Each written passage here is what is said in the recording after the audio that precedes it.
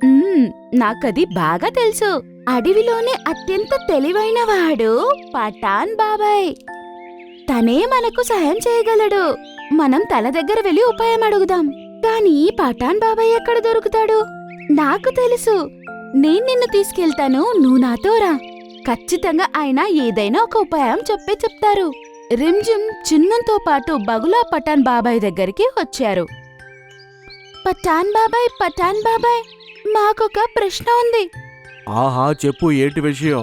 బాబాయ్, మన పక్షులు నీటిలో ఈత కొట్టలేమా? ఎందుకు కాదు బాబు, ప్రయత్నిస్తే అన్నీ జరుగుతాయి. అప్పుడు రిమ్జిమ్, బాబాయ్, నేను కూడా నీటిలో ఈత కొట్టాలి అనుకుంటున్నా. అప్పుడు బగులా నవ్వి, హహహహహ. ఇంత చిన్న దాని గురించి ఇంత కంగారు పడుతున్నావు నువ్వు? ఇప్పుడు నువ్వు నా దగ్గరికి వచ్చావు కాబట్టి నేను నీకు మద్దతిస్తాను. రిమ్జిమ్ మరియు చిన్మున్ చాలా సంతోషిస్తాయి మరియు ఇలా అంటాయి,